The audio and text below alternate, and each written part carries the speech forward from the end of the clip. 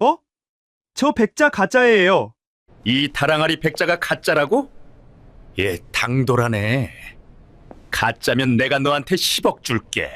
30억짜리 다랑아리 앞에서 남자가 비웃었습니다. 그리고 그 앞에 14살 소년이 조용히 서 있었죠.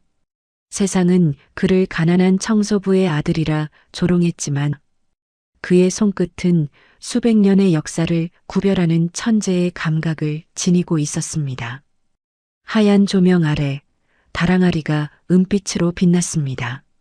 소년의 손끝이 표면을 스치자 감춰졌던 미세한 균열이 서서히 드러났죠. 그 균열 속엔 누군가의 탐욕, 누군가의 죽음, 그리고 아버지의 진실이 숨겨져 있었습니다. 그의 천부적인 재능이 세상을 뒤흔들 거대한 비밀을 밝혀낼 거라는 걸 그땐 아무도 몰랐습니다. 안녕하세요. 사연 시작 전 구독과 좋아요 눌러주시고 어디에서 듣고 계신지 댓글 남겨주시면 그곳으로 행운이 가득 깃들길 바라겠습니다. 11월의 어느 저녁이었어요. 서울 청담동의 한 고급 갤러리에서 특별 경매가 열리고 있었죠. 화려한 샹들리에 아래 수십 명의 부유한 손님들이 모여 있었습니다. 그들의 손목에는 수천만 원짜리 시계가 빛났어요. 갤러리 안은 비싼 향수 냄새로 가득 차 있었죠. 그 한복판에 조선 백자 다랑아리가 놓여 있었습니다. 유리 진열장 안에서 은은한 조명을 받으며 빛나는 그 항아리. 30억 원이라는 어마어마한 가격표가 붙어 있었어요. 갤러리 사장 김태준이 마이크를 잡고 손님들 앞에 섰죠. 52살의 그는 검은 정장을 완벽하게 차려입고 있었습니다. 자, 여러분. 태준의 목소리가 갤러리 안에 울려 퍼졌어요. 오늘 이 자리에 모신 이유는 바로 이것입니다. 태준이 다랑아리를 가리키며 말을 이었죠. 조선 후기 최고의 명품, 300년 된 진품 다랑아리입니다. 손님들 사이에서 감탄의 탄성이 터져 나왔어요. 바로 그때였습니다. 갤러리 구석에서 걸레를 들고 서 있던 한 여인이 있었죠. 정유경. 47살의 그녀는 이 갤러리의 청소부였어요. 낡은 앞치마를 두르고 거친 손으로 걸레를 쥐고 있었습니다. 손등에는 갈라진 상처가 가득했죠. 유경의 시선이 갤러리 입구 쪽으로 향했어요. 유리문 너머로 14살짜리 아들 민준이 서 있었습니다. 교복 차림의 마른 소녀는 낡은 돼지 저금통을 품에 꼭 안고 있었죠. 유경의 가슴이 찢어지는 것 같았어요. 저 돼지 저금통 안에는 민준이 틈틈이 모은 동전이 들어 있었습니다. 아픈 외할머니의 병원비를 보태겠다며 모은 돈이었죠. 하지만 그 돈으로는 이번 달 병원비의 10분의 1도 채우지 못했어요. 유경은 몰래 눈물을 훔치며 다시 바닥을 닦기 시작했습니다. 민주는 유리문 너머로 어머니를 바라보았죠. 구부정한 어머니의 등이 눈에 들어왔어요. 닳고 다른 앞치마 끈이 허리에 묶여 있었습니다. 민준의 심장이 쿵 내려앉았죠. 손에 든 돼지 저금통이 너무나 초라하게 느껴졌어요. 이것으로 도대체 무엇을 할 수 있단 말입니까?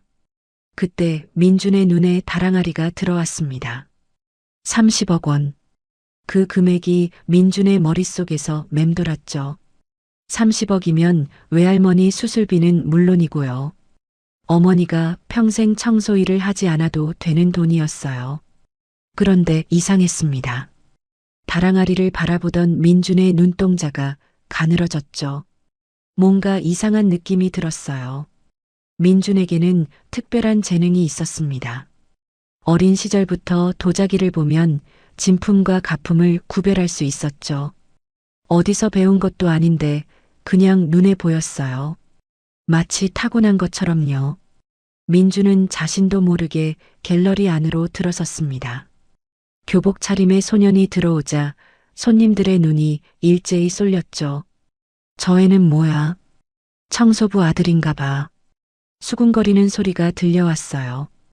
유경이 화들짝 놀라 아들에게 달려갔습니다. 민준아, 여기 들어오면 안 돼. 떨리는 목소리로 속삭였죠. 하지만 민준의 눈은 다랑아리에 고정되어 있었어요. 한 걸음 한 걸음 다랑아리를 향해 다가갔습니다. 손님들이 양옆으로 길을 비켜주었죠. 태준이 민준을 발견하고 인상을 찌푸렸어요. 이봐, 여기는 아무나 들어오면 안 돼. 날카로운 목소리였습니다. 민준은 대답하지 않았죠. 다랑아리 앞에 멈춰서서 주머니에서 작은 손전등을 꺼냈어요. 그리고 다랑아리의 굿부분을 천천히 비추었습니다. 그 순간 민준의 눈이 번쩍 빛났죠. 유약의 두께가 미세하게 달랐어요. 300년 된 진품이라면 절대 있을 수 없는 흔적이었습니다. 민준의 심장이 쿵쾅쿵쾅 뛰었죠. 손가락 끝이 미세하게 떨렸어요. 하지만 목소리만큼은 놀랍도록 차분했습니다. 민준이 천천히 고개를 들어 손님들을 바라보았죠. 14살 소년의 눈에는 두려움이 없었어요. 오히려 확신으로 가득 차 있었습니다. 이건 백자가 아닙니다. 민준의 목소리가 갤러리 안에 울려 퍼졌죠. 가짜를 담은 쓰레기통이에요. 갤러리 안이 순식간에 얼어붙었습니다. 누군가 샴페인 잔을 떨어뜨렸죠. 유리 깨지는 소리가 침묵 속에서 크게 울렸어요. 태준의 얼굴이 불그락푸르락해졌습니다. 뭐라고 했어? 이를 악문 목소리로 물었죠. 민준은 물러서지 않았어요. 오히려 한 발 앞으로 나서며 손전등으로 다시 다랑아리를 비추었습니다. 유약의 침착 속도가 달라요. 진품이라면 300년 동안 고르게 침착되어야 합니다. 하지만 이건 인위적으로 빠르게 건조시킨 흔적이 있어요. 민준의 손가락이 다랑아리의 한 부분을 가리켰죠. 조선시대 흙이 아니라 위조 전문가의 흙입니다. 태준이 민준의 멱살을 움켜잡았어요. 지금 장난하는 거냐? 눈이 뒤집힌 것 같았죠. 유경이 비명을 지르며 달려왔습니다. 사장님, 제발 아이를 놔주세요. 무릎까지 꿇으려 했어요. 민준이 어머니를 말렸죠. 엄마, 괜찮아요. 제가 틀리면 무릎 꿇을게요. 태준이 민준을 노려보았습니다. 코웃음이 새어나왔어요. 좋아, 그렇게 자신 있으면 내기하자. 태준이 민준의 멱살을 놓으며 말했죠. 전문가를 불러서 감정을 받겠다. 내 말이 맞으면 내가 10억을 주지. 손님들 사이에서 웅성거리는 소리가 커졌습니다. 10억이라고요. 저 어린애한테요. 태준이 비웃듯이 말을 이었어요. 대신 내가 틀리면 너희 모자는 평생 이 바닥에 발도 못 들이게 해주마. 어때, 할 수 있겠어? 유경의 얼굴이 하얗게 질렸습니다. 사장님, 제발이요. 아이가 잘못한 거예요. 하지만 민준이 어머니의 손을 꼭 잡았죠. 그리고 태준을 똑바로 바라보았습니다. 하겠습니다. 민준의 목소리는 흔들림이 없었어요. 태준의 눈썹이 꿈틀거렸죠. 이 어린 녀석이 정말 받아들이다니요. 재미있군요. 30분 후 갤러리에 도착한 감정사가 다랑아리를 살펴보기 시작했습니다. 루페를 들고 굽 안쪽을 들여다보았어요. 표면을 손가락으로 천천히 훑었죠. 갤러리 안은 숨막히는 긴장감으로 가득 찼습니다. 손님들의 시선이 감정사에게 쏠렸어요. 태준은 팔짱을 낀 채 여유로운 표정을 짓고 있었죠.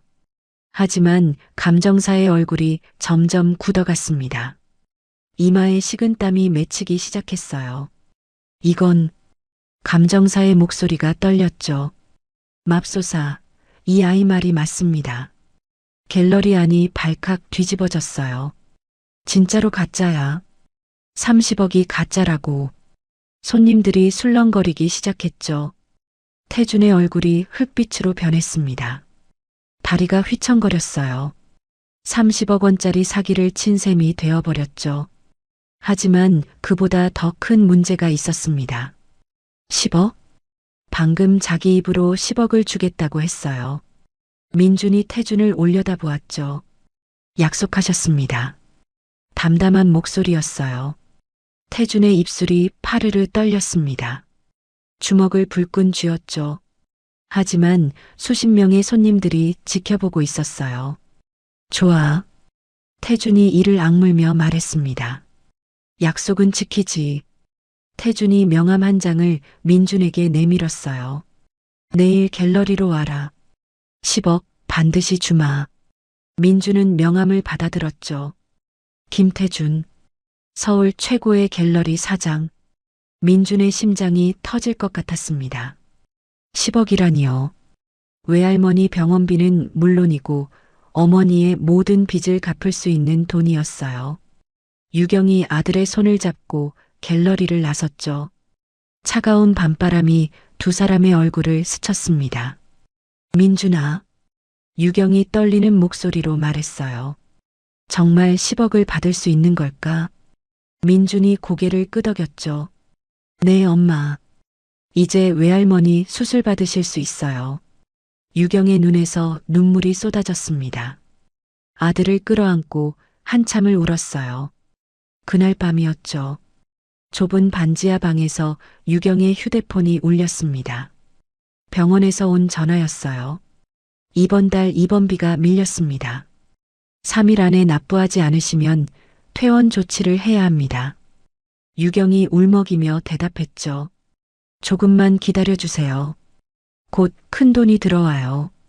전화를 끄는 유경이 명함을 바라보았습니다. 손이 떨렸어요. 정말 이 사람이 약속을 지킬까요? 민준이 어머니의 손을 잡았죠. 걱정 마세요, 엄마. 제가 꼭 받아올게요.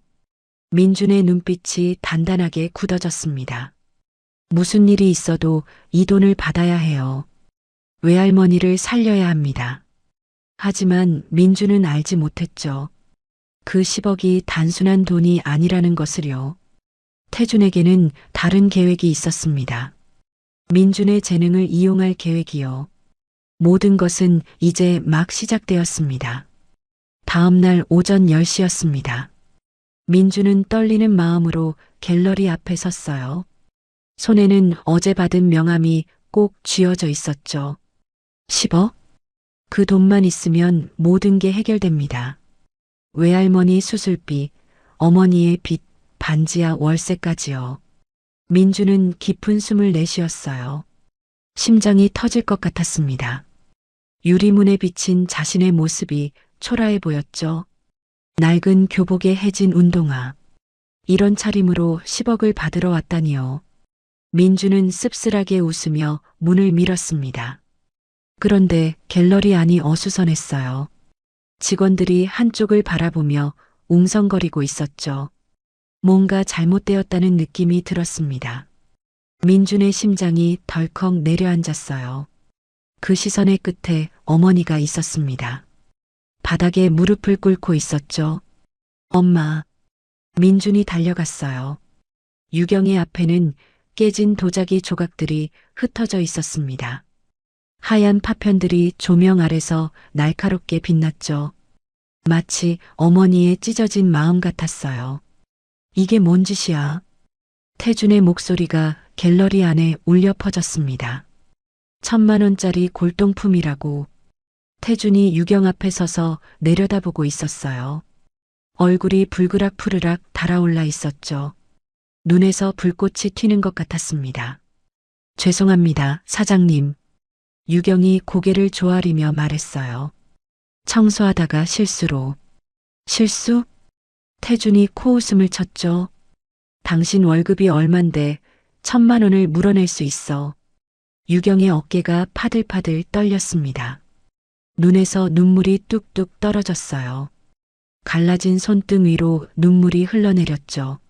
민준의 가슴이 불덩이처럼 뜨거워졌습니다. 저렇게 무릎 꿇고 있는 사람이 자신의 어머니예요. 새벽부터 밤까지 청소하며 가족을 먹여 살린 사람이죠. 당신은 해고야. 태준이 차갑게 선언했습니다. 오늘 당장 짐 싸서 나가. 유경의 얼굴이 흑빛으로 변했어요. 해고라니요. 이 일마저 잃으면 어떻게 살아가죠? 민준이 어머니와 태준 사이에 끼어들었습니다. 잠깐만요. 목소리가 떨렸지만 눈빛은 흔들리지 않았어요. 어제 약속하셨잖아요. 민준이 태준을 똑바로 바라보았죠. 10억 주신다고요. 태준의 입꼬리가 비틀어졌습니다. 10억? 꿈 깨라. 민준의 눈이 커졌어요.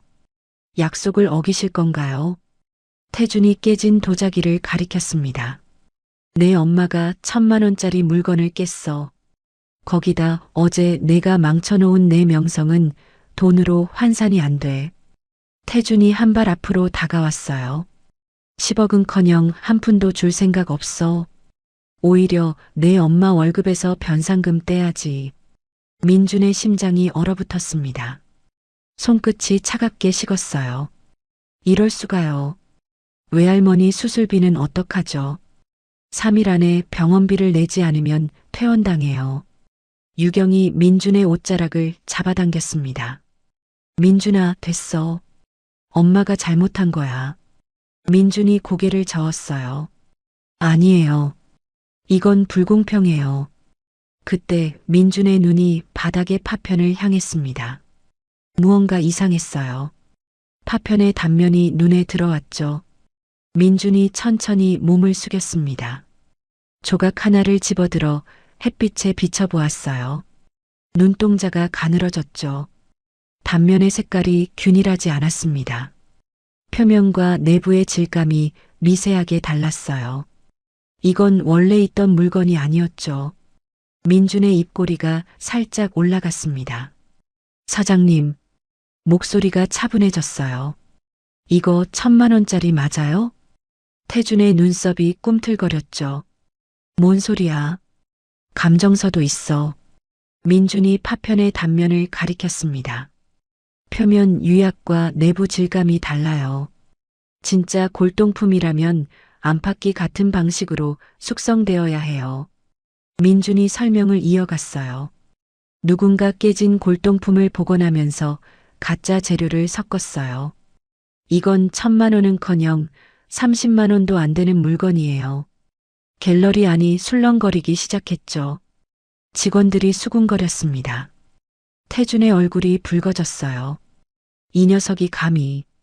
확인해 보시면 될 거예요. 민준이 파편을 내밀었습니다. 전문가한테 감정 맡겨보세요. 1시간 후였어요. 감정사가 파편을 살펴본 뒤 고개를 끄덕였습니다. 이 아이 말이 맞습니다. 복원 과정에서 현대 재료가 섞인 물건이에요. 골동품 가치는 거의 없습니다. 태준의 얼굴이 흑빛으로 변했죠. 입술을 꾹 깨물었습니다. 민준이 태준을 올려다보았어요. 이제 어머니 해고는 취소해 주실 거죠? 태준이 대답 없이 돌아섰습니다. 내 사무실로 와. 민준이 어머니를 돌아보았어요. 엄마, 잠깐만 기다려요. 유경이 불안한 눈으로 아들을 바라보았죠. 민준아, 조심해. 민준이 태준을 따라 29층으로 올라갔습니다.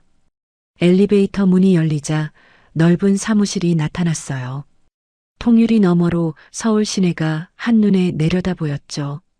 민준이 사는 반지하 방과는 전혀 다른 세계였습니다. 앉아. 태준이 가죽 의자에 앉으며 말했어요. 민준은 서서 태준을 바라보았죠. 10억 주실 건가요? 태준이 피식 웃었습니다. 직접적이네. 10억은 못 줘. 민준의 눈이 차갑게 변했어요. 약속을 어기시는 건가요? 대신 더 큰 거래를 제안하지. 태준이 서류 봉투를 꺼냈습니다. 500억 원짜리 사건이야. 민준의 눈이 커졌죠. 500억이라고요. 최근 2년 사이에 위조 도자기들이 시장에 풀렸어. 태준이 말을 이었습니다. 피해 금액이 500억 원이 넘어. 태준이 사진들을 펼쳐놓았어요. 도자기 사진들이 책상 위에 늘어섰죠. 다랑아리, 청자, 분청 사기까지 있었습니다. 이 사건을 해결하고 싶어? 태준의 표정이 진지해졌어요. 내 눈이 필요해. 민준이 고개를 들었죠. 제가 도우면 뭘 주실 건데요? 내 어머니의 모든 빚을 갚아주겠다. 태준이 몸을 앞으로 숙였습니다. 병원비도 물론이고 민준의 심장이 쿵 내려앉았어요. 모든 빚을 갚아준다고요. 성공하면 보너스로 5억을 더 주지. 태준이 말을 이었죠. 어때? 나쁘지 않잖아. 민준은 잠시 생각에 잠겼습니다. 위험할 수도 있어요. 하지만 어머니의 얼굴이 떠올랐죠. 아까 바닥에 무릎 꿇고 울던 모습이요. 한 가지 조건이 있어요. 민준이 입을 열었습니다. 뭔데? 외할머니 수술비부터 먼저 주세요. 민준의 목소리가 단호해졌어요. 3일 안에 병원비 안 내면 퇴원당해요. 3천만 원만요. 태준이 한참 민준을 바라보았죠. 14살짜리 눈이 저렇게 단단할 수 있다니요. 좋아. 태준이 수표를 써서 내밀었습니다. 대신 도망가면 넌 끝이야. 민준이 수표를 받아들었어요. 손이 미세하게 떨렸습니다. 3천만 원. 외할머니를 살릴 수 있는 돈이었죠. 도망 안 가요. 민준이 손을 내밀었습니다. 반드시 해결해 드릴게요. 두 사람의 손이 맞잡혔어요. 민준이 사무실을 나오자 어머니가 달려왔습니다. 민준아, 괜찮아? 민준이 수표를 꺼내 보였죠. 엄마, 외할머니 수술 받으실 수 있어. 유경의 눈에서 눈물이 쏟아졌어요. 이게 어디서 난 돈이야? 제 재능을 인정해 주셔서요. 거짓말이었습니다. 하지만 어머니를 걱정시킬 수는 없었죠. 두 모자는 곧장 병원으로 향했어요. 3천만 원을 입금하자 간호사가 말했습니다. 모레 오전으로 수술 잡아드릴게요. 유경이 두 손을 모아 감사 인사를 했죠. 눈물이 멈추지 않았어요. 민주는 병실로 가서 외할머니를 바라보았습니다. 산소 마스크를 쓰고 누워 계신 모습이 눈에 들어왔죠. 주름진 손이 이불 위에 놓여 있었어요.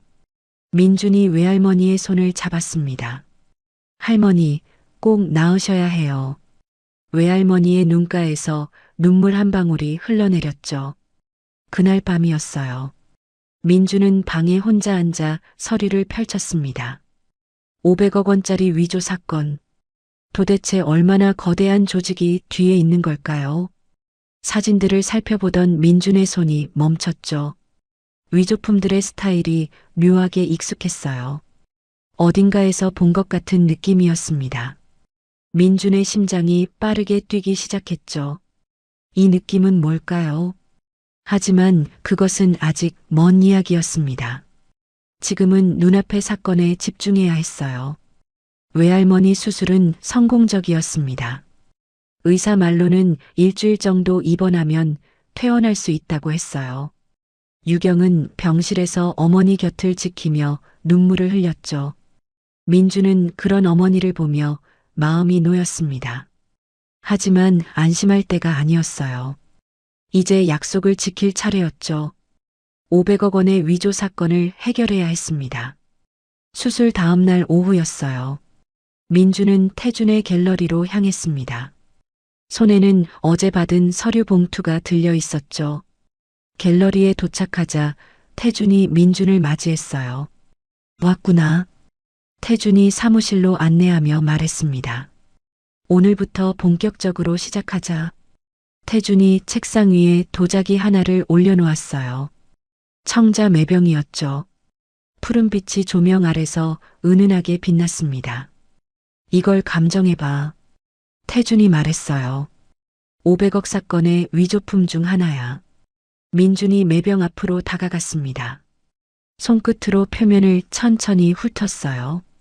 눈을 감고 질감을 느꼈죠. 뭔가 이상했습니다. 유약의 촉감이 균일하지 않았어요. 특정 부분만 유난히 매끄러웠죠.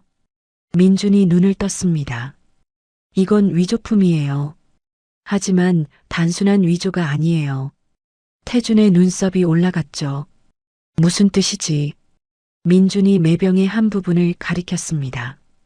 여기 이 부분은 진품이에요. 하지만 나머지 부분은 나중에 덧붙인 거예요. 태준이 몸을 앞으로 숙였죠. 진품과 가품을 섞었다고? 민준이 고개를 끄덕였습니다. 네, 아주 정교하게요. 깨진 진품 조각에 가짜 부분을 이어붙인 거예요. 민준이 설명을 이어갔어요. 이런 기술은 아무나 못해요. 도자기 복원의 고수만이 할 수 있는 수준이죠. 태준의 얼굴이 굳어졌습니다. 뭔가 생각나는 게 있는 것 같았어요. 입술을 꾹 깨물었죠. 이 기술. 태준이 중얼거렸습니다. 본 적이 있어. 민준이 고개를 들었어요. 어디서요? 태준이 창밖을 바라보며 말했죠. 5년 전이야. 내 동업자가 이런 기술을 썼어. 태준의 목소리가 낮아졌습니다. 그 자식 이름은 박정수. 나와 함께 갤러리를 운영했던 놈이야. 태준이 한숨을 내쉬었어요. 처음엔 좋은 파트너였어. 서로를 믿었고 꿈도 같았지. 태준의 눈빛이 어두워졌죠. 그런데 그놈이 나를 배신했어. 갤러리 자금 50억을 들고 도망갔지. 민준의 눈이 커졌습니다. 50억이요. 태준이 쓴웃음을 지었어요. 그때 난 거의 망할 뻔했어. 빚더미에 앉아서 죽고 싶었지. 태준이 민준을 바라보았습니다. 하지만 이를 악물고 다시 일어섰어. 5년 걸려서 갤러리를 재건했지. 민준은 태준의 얼굴을 물끄러미 바라보았어요. 그 눈에 깊은 상처가 서려 있었습니다. 배신의 아픔이 아직도 남아있는 것 같았죠. 그러면 이 500억 사건 뒤에 민준이 말했어요. 그 자식이 있을 수도 있어. 태준의 목소리가 차가워졌습니다. 5년 동안 어디선가 더 큰 판을 벌인 거야. 그때 사무실 문이 벌컥 열렸어요. 유경이 헐레벌떡 뛰어들어왔습니다. 얼굴이 하얗게 질려 있었죠. 민준아. 유경이 아들에게 달려왔어요. 여기서 뭐 하는 거야? 민준이 당황했습니다. 엄마, 어떻게 여기? 병원에서 널 찾았는데 없더라. 유경의 목소리가 떨렸어요. 설마 했는데 정말 여기 있었구나. 유경이 태준을 노려보았죠. 사장님, 제 아들한테 무슨 짓을 시키는 거예요? 태준이 손을 들어 올렸습니다. 오해입니다. 민준이가 자발적으로. 자발적이요? 유경의 목소리가 높아졌어요. 14살짜리 애한테 뭘 시키는 건지 모르겠지만요. 저희 가족 일에 끼어들지 마세요. 유경이 민준의 손을 잡아 끌었죠. 가자, 민준아. 3천만 원이 뭐가 중요해. 내가 위험해지면 어떡해. 민준이 발걸음을 멈추었습니다. 엄마. 목소리가 단호했어요. 저 이거 해야 해요. 민준이 어머니를 바라보았죠. 외할머니 수술비만 해결된 게 아니에요. 엄마 빚도 다 갚을 수 있어요. 유경의 눈에서 눈물이 흘러내렸습니다. 그래도 안 돼. 엄마는 빚보다 내가 더 중요해. 그때 태준이 천천히 입을 열었어요. 정유경 씨. 목소리가 차분했죠. 제가 왜 민준이에게 이 일을 맡겼는지 말씀드릴게요. 태준이 창가로 걸어갔습니다. 서울 시내가 한눈에 내려다 보였어요. 5년 전 저는 가장 믿었던 사람에게 배신당했습니다. 태준의 목소리가 낮게 가라앉았죠. 50억을 잃었고 모든 걸 잃을 뻔했어요. 유경이 태준을 바라보았습니다. 눈빛이 조금 달라졌어요. 그때 저는 아무도 믿지 못하게 됐어요. 태준이 돌아섰죠. 사람이 무서웠습니다. 태준이 민준을 바라보았어요. 그런데 민준이를 보면서 생각이 달라졌습니다. 저요? 민준이 물었죠. 첫날 갤러리에서 민준이가 30억짜리 가짜를 밝혀냈을 때요. 태준이 말했습니다. 저는 분노보다 감탄이 앞섰어요. 태준이 말을 이었죠. 그리고 어제 300만 원짜리 보건품을 밝혀냈을 때요. 민준이는 돈이 아니라 어머니를 지키려고 했어요. 유경의 눈이 커졌습니다. 저는 그 모습에서 진심을 봤어요. 태준의 목소리가 부드러워졌죠. 태준이 유경에게 허리를 숙여 인사했습니다. 부탁드립니다. 민준이와 함께 이 사건을 해결하게 해주세요. 유경은 한참 동안 말이 없었어요. 태준의 눈을 바라보았습니다. 엄마, 민준이 조용히 말했죠. 저 이거 하고 싶어요. 왜? 엄마가 더 이상 무릎 꿇는 거 보기 싫어요. 민준의 목소리가 떨렸습니다. 청소하다 골병 드는 것도요. 민준의 눈에서 눈물이 맺혔어요. 이건 제가 할 수 있는 일이에요. 제 재능으로 엄마를 지킬 수 있어요. 유경의 가슴이 무너지는 것 같았죠. 14살짜리 아들이 가장 노릇을 하려 하고 있었습니다. 미안해, 민준아. 유경의 눈에서 눈물이 쏟아졌어요. 민준이 어머니를 안았죠. 엄마는 무능하지 않아요. 엄마가 없었으면 저도 없어요. 한참 후 유경이 눈물을 닦으며 태준을 바라보았습니다. 약속해 주세요. 태준이 고개를 끄덕였어요. 말씀하세요. 제 아들이 위험해지면 바로 그만두게 해주세요. 유경의 목소리가 단호했죠. 태준이 손을 내밀었습니다. 약속합니다. 유경이 태준의 손을 잡았어요. 세 사람 사이에 처음으로 신뢰가 싹 텄죠. 저도 돕겠습니다. 유경이 말했어요. 민준과 태준이 동시에 유경을 바라보았죠. 저도 이 갤러리에서 청소하면서 이것저것 봤어요. 유경이 말을 이었습니다. 제가 도울 수 있는 게 있을 거예요. 태준의 입가에 미소가 번졌어요. 좋습니다. 환영합니다. 그날 저녁이었죠. 세 사람은 사무실에 둘러앉아 서류를 검토했습니다. 500억 위조 사건의 피해자 명단이 펼쳐져 있었어요. 민준이 사진들을 하나하나 살펴보았죠. 이상해요. 뭐가?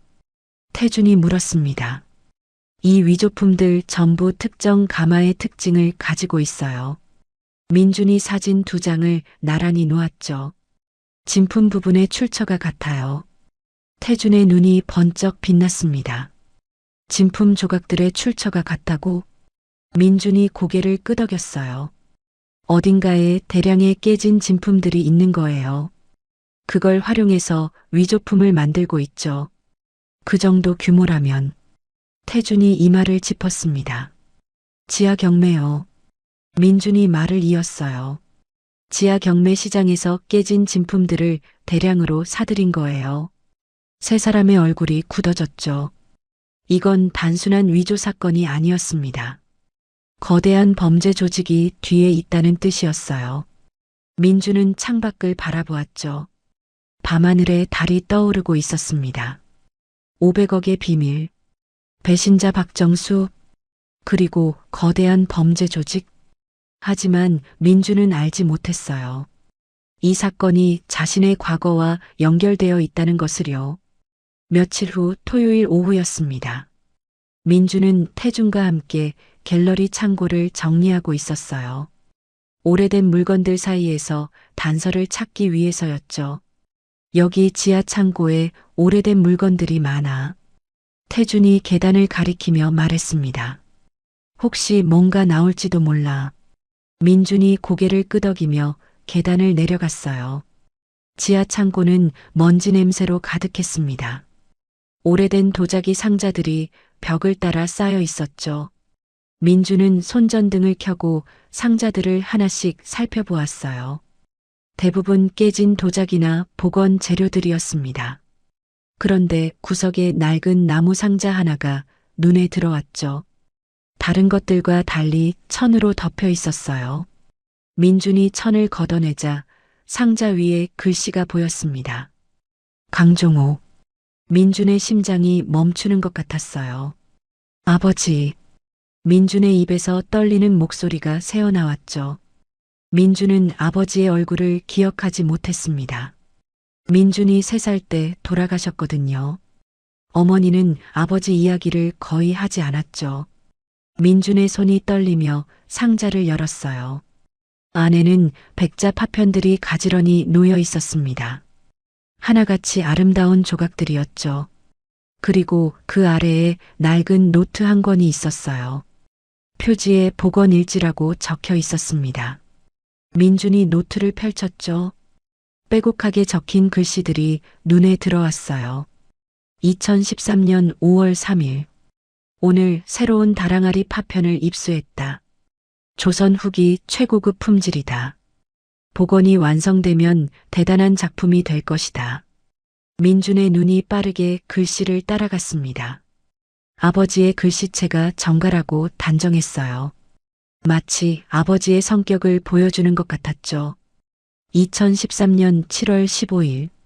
박정수가 이상한 제안을 해왔다. 진품 파편에 가짜를 섞어서 완성품을 만들자고 한다. 거절했다. 이건 도자기를 모독하는 짓이다. 민준의 눈이 커졌습니다. 박정수, 태준을 배신한 그 사람이었어요. 2013년 8월 20일. 박정수가 계속 압박해온다. 돈이 된다며 꼬드긴다. 하지만 난 절대 그런 짓은 못한다. 민준의 손이 떨렸죠. 아버지와 박정수가 연결되어 있었습니다. 2013년 9월 10일. 오늘 이상한 사람들이 집 앞에 서 있었다. 박정수가 보낸 것 같다. 유경이와 민준이가 걱정된다. 경찰에 신고해야 하나. 민준의 심장이 쿵쾅쿵쾅 뛰었어요. 유경이, 민준이, 어머니와 자신의 이름이었습니다. 2013년 9월 28일. 협박 전화가 왔다. 가족을 건드리겠다고 했다. 무섭다. 하지만 굴복할 수는 없다. 민준의 눈에서 눈물이 흘러내렸어요. 아버지가 가족을 지키려 했다는 걸 알 수 있었죠. 민준의 손에서 노트가 떨어졌습니다. 무릎이 힘없이 꺾였어요. 바닥에 주저앉아 한참을 울었죠. 아버지. 민준의 목소리가 지하실에 울려 퍼졌습니다. 태준이 소리를 듣고 계단을 내려왔어요. 민준아, 무슨 일이야? 태준이 민준 앞에 쓰러진 노트를 보았죠. 그리고 상자 위의 이름을 확인했습니다. 강종호. 태준의 얼굴이 굳어졌어요. 민준아, 이 사람이. 민준이 고개를 들었습니다. 눈물로 범벅이 된 얼굴이었어요. 제 아버지예요. 태준이 노트를 집어들고 읽기 시작했죠. 읽어 내려갈수록 그의 표정이 어두워졌습니다. 맙소사. 태준이 중얼거렸어요. 박정수가. 난 강종호라는 분을 직접 만난 적은 없어. 태준이 민준의 어깨를 잡았어요. 하지만 이제 알 수 있을 것 같아. 내 아버지 죽음에 박정수가 관련되어 있을 수도 있어.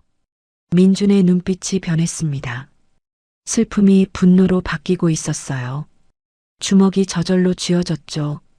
반드시 밝혀낼 거예요. 민준의 목소리가 낮게 가라앉았습니다. 아버지한테 무슨 짓을 했는지요.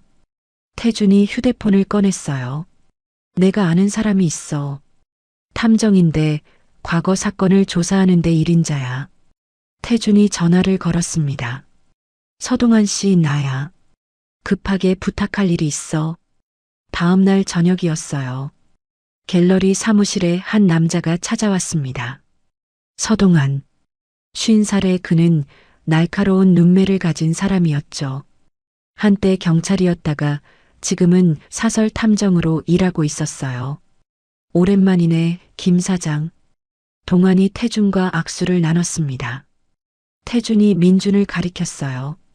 이 친구가 강민준이야. 강종호 씨 아들이지.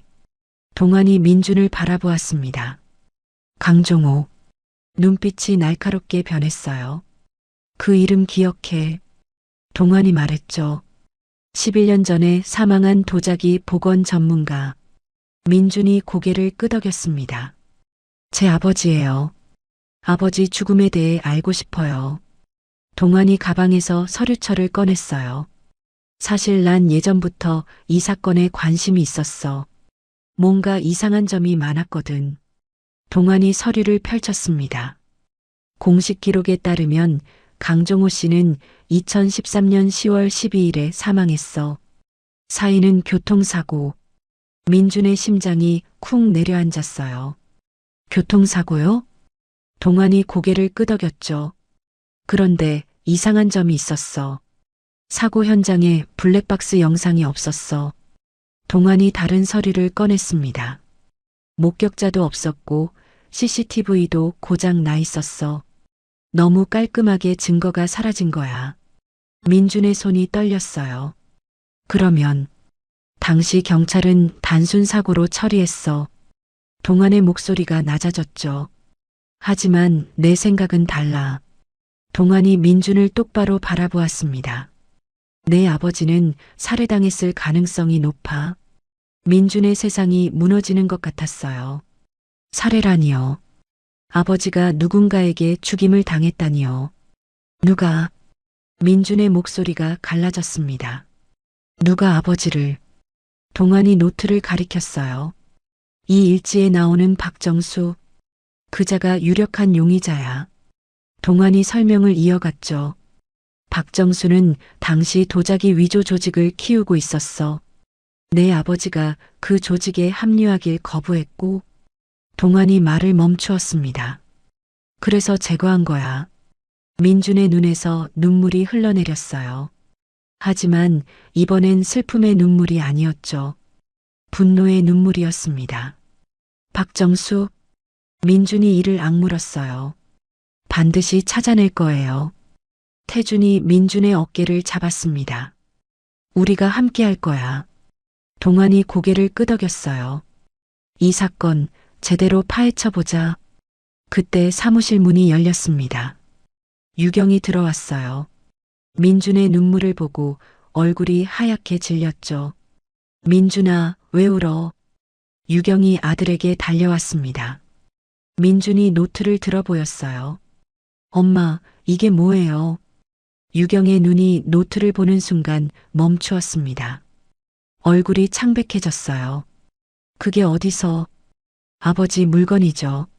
민준의 목소리가 떨렸습니다. 왜 말 안 해주셨어요?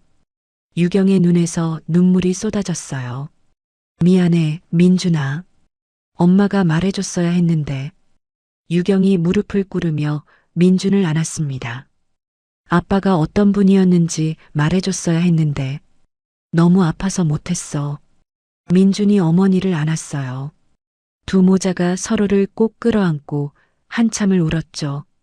한참 후 유경이 눈물을 닦으며 말했습니다. 내 아버지는 정말 좋은 사람이었어. 도자기를 세상 누구보다 사랑했고 가족도 똑같이 사랑했어. 유경의 목소리가 떨렸어요. 그런데 어느 날 갑자기 교통사고라고 연락이 왔어. 유경이 주먹을 꽉 쥐었습니다. 난 처음부터 이상하다고 느꼈어. 하지만 증거가 없었어. 민준이 어머니의 손을 잡았어요. 이제 찾을 수 있어요. 아버지한테 무슨 일이 있었는지요. 유경이 아들을 바라보았습니다. 눈물 속에서도 결연한 눈빛이 빛났어요. 그래. 유경이 고개를 끄덕였죠. 이번엔 끝까지 밝혀내자. 네 사람이 서로를 바라보았습니다. 태준, 유경, 민준, 그리고 동환. 이제 그들에게는 공동의 목표가 생겼어요. 500억 위조 사건, 박정수, 그리고 아버지의 죽음. 모든 것이 하나로 연결되어 있었습니다. 민준은 창밖을 바라보았어요. 밤하늘의 달이 환하게 빛나고 있었죠. 아버지, 민준이 속으로 중얼거렸습니다. 반드시 진실을 밝혀낼게요. 하지만 민준은 알지 못했어요. 박정수가 이미 그들을 지켜보고 있다는 것을요. 곧 다가올 위험. 그것은 민준의 상상을 초월하는 것이었습니다. 아버지의 복원 일지를 발견한 지 사흘이 지났습니다. 민준은 매일 밤 그 일지를 읽고 또 읽었어요. 아버지의 글씨를 따라가며 그분의 마음을 느끼려 했죠. 글씨체가 정갈하고 단정했습니다. 마치 도자기를 다루듯 한 글자 한 글자 정성을 담은 것 같았어요. 민주는 아버지의 손길이 느껴지는 것 같았죠. 그날도 민주는 갤러리 지하 창고에 있었습니다. 아버지의 상자에서 뭔가 더 찾을 수 있을 것 같았어요. 손전등을 켜고 상자 안을 샅샅이 뒤졌죠. 먼지 냄새가 코를 찔렀습니다. 오래된 물건 특유의 퀴퀴한 냄새였어요. 하지만 민준에게는 아버지의 흔적 같았죠. 그런데 상자 바닥에서 이상한 것이 발견되었습니다. 이중 바닥이었어요. 민준이 조심스럽게 바닥판을 들어 올렸죠. 그 안에 작은 천주머니가 있었습니다. 민준의 심장이 빠르게 뛰기 시작했어요. 손이 미세하게 떨렸죠. 주머니를 열자 도자기 파편들이 쏟아졌습니다. 하나, 둘, 셋. 모두 12개의 파편이었어요. 민준이 파편들을 하나씩 살펴보았죠. 손끝으로 표면을 천천히 훑었습니다. 눈을 감고 질감을 느꼈어요. 이상했습니다. 12개 중 6개는 진품이었어요. 나머지 6개는 가품이었죠. 그런데 더 이상한 것이 있었습니다. 가품 파편들의 질감이 조금씩 달랐어요. 마치 실험을 하듯 조금씩 다르게 만든 것 같았죠. 민준이 파편들을 나란히 놓았습니다. 진품 옆에 가품을 배치하자 패턴이 보였어요. 가품들이 진품에 점점 가까워지고 있었죠. 첫 번째 가품은 진품과 확연히 달랐습니다.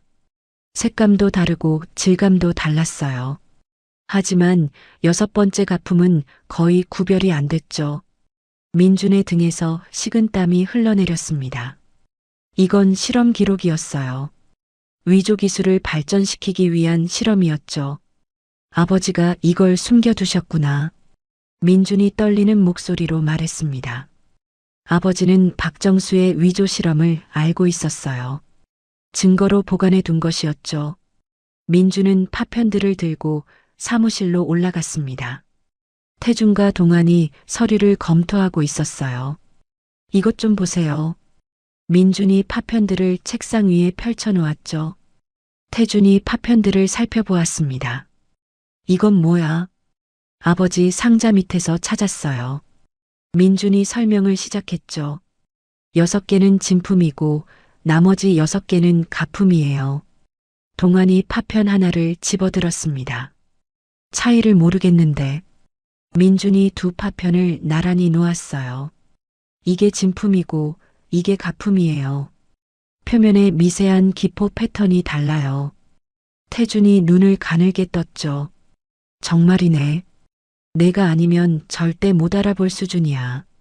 민준이 가품 6개를 순서대로 놓았습니다.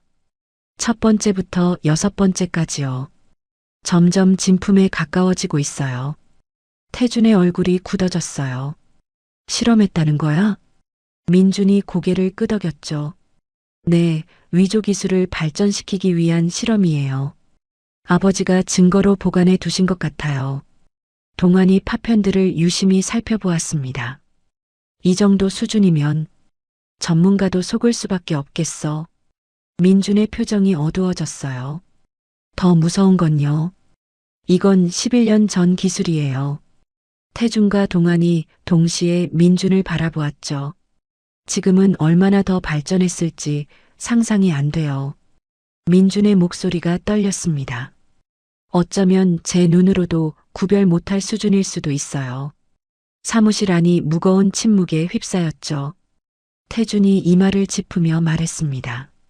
그래서 500억이나 사기친 거구나. 아무도 가짜인 줄 모르니까. 동안이 서류를 뒤적거렸어요. 내가 조사한 바로는요. 박정수가 이끄는 조직이 최소 20명 이상이에요. 동안이 지도를 펼쳤죠.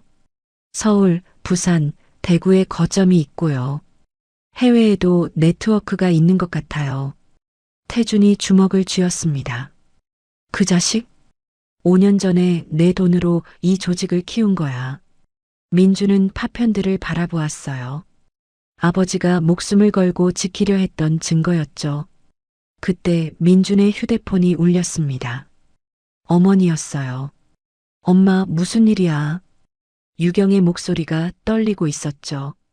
민준아, 지금 병원인데. 외할머니 상태가 안 좋대. 민준의 심장이 덜컥 내려앉았습니다. 뭐라고? 의사 선생님이 면담하자고 하셔. 유경의 울먹이는 소리가 들렸어요. 빨리 와줘. 민준이 벌떡 일어났죠. 지금 갈게요. 태준이 민준의 팔을 잡았습니다. 내가 데려다 줄게. 두 사람이 급히 갤러리를 나섰어요. 태준의 차가 서울 시내를 가로질렀죠. 병원에 도착하자 유경이 복도에서 기다리고 있었습니다. 눈이 퉁퉁 부어 있었어요. 엄마. 민준이 달려갔죠. 의사가 면담실로 안내했습니다. 수술 후 경과는 좋았는데요. 갑자기 폐렴 증세가 나타났습니다.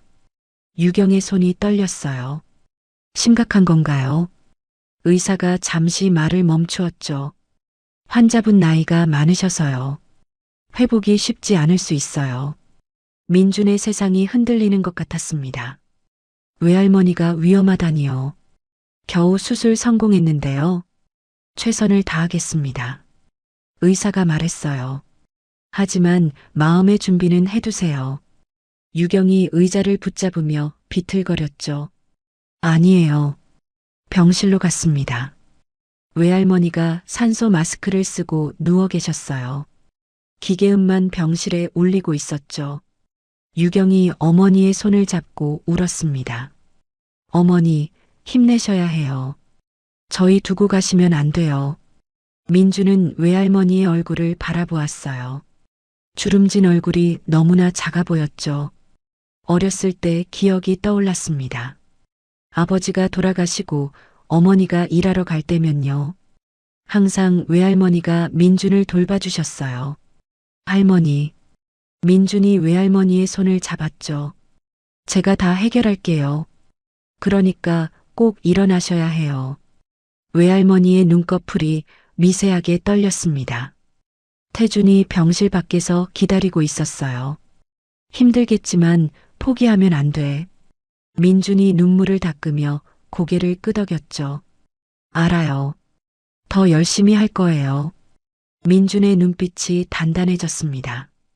반드시 박정수를 잡을 거예요.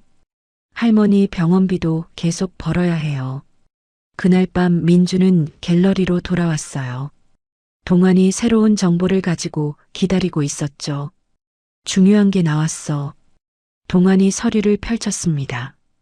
다음 주에 비밀 경매가 열려. 위조품을 거래하는 지하 경매야.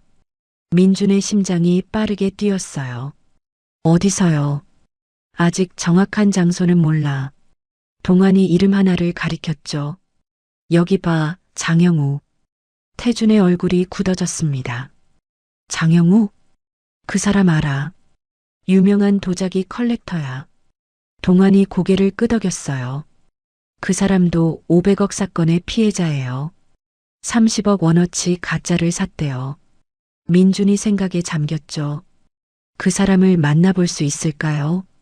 태준이 민준을 바라보았습니다. 위험할 수도 있어. 그래도 할 거야? 민준이 고개를 끄덕였어요. 해야 해요. 아버지를 위해서요. 할머니를 위해서요. 세 사람이 서로를 바라보았죠. 이제 그들은 위험한 영역으로 들어가려 하고 있었습니다. 민준은 창밖을 바라보았어요. 밤하늘에 구름이 달을 가리고 있었죠. 폭풍 전야 같은 고요함이었습니다. 하지만 민준은 알지 못했어요. 그들이 움직이는 동안 박정수도 움직이고 있다는 것을요. 그것은 민준의 모든 것을 시험하게 될 것이었죠. 월요일 아침이었습니다. 민준은 평소처럼 학교에 갔어요. 교복 안주머니에는 아버지의 복원 일지가 들어 있었죠. 한시도 그 일지를 손에서 놓고 싶지 않았습니다. 아버지와 연결된 유일한 끈이었어요. 민준이 교실에 들어서자 담임 선생님이 다가왔습니다. 강민준, 잠깐 미술실 좀 가봐. 뭔가 내 물건 같은 게 있더라고. 민준의 눈썹이 올라갔어요. 미술실에 자기 물건이라니요. 이상했죠. 민준이 미술실로 향했습니다. 복도가 이상하게 조용했어요. 발소리만 메아리 쳤죠. 미술실 문 앞에 도착했습니다. 문이 살짝 열려 있었어요. 안에서 차가운 바람이 불어왔죠. 민준이 문을 밀고 들어갔습니다. 그 순간 심장이 멈추는 것 같았어요. 미술실이 엉망진창이었습니다. 캔버스가 찢어져 있었고 물감이 바닥에 흩뿌려져 있었죠. 의자들이 뒤집어져 있었습니다. 그리고 벽에 무언가가 붙어 있었어요. 민준이 다가가자 온몸이 얼어붙었죠. 아버지의 설계도였습니다. 도자기 복원 설계도요. 언젠가 집에서 본 적이 있는 것이었어요. 하지만 그 설계도가 갈기갈기 찢겨 있었습니다. 조각조각 찢어진 채로 벽에 붙어 있었죠. 그 아래에 빨간 글씨가 적혀 있었어요. 손에서 떼라. 그렇지 않으면 내 가족도 이렇게 된다. 민준의 다리에서 힘이 빠졌습니다. 벽을 짚고 겨우 몸을 지탱했어요. 박정수의 조직이었죠. 그들이 민준을 감시하고 있었습니다. 학교까지 침입해서 협박을 한 거예요. 민준의 손이 부들부들 떨렸습니다. 가족을 건드리겠다는 협박이었어요. 어머니와 외할머니가 위험할 수 있었죠. 민준이 급히 휴대폰을 꺼냈습니다. 어머니에게 전화했어요. 신호음이 길게 울렸죠. 엄마, 나야. 민준의 목소리가 떨렸습니다. 지금 어디야? 유경의 목소리가 들려왔어요. 갤러리에 있어. 왜, 무슨 일이야? 민준이 안도의 한숨을 내쉬었습니다. 아니, 아무것도 아니야. 그냥 목소리 듣고 싶었어.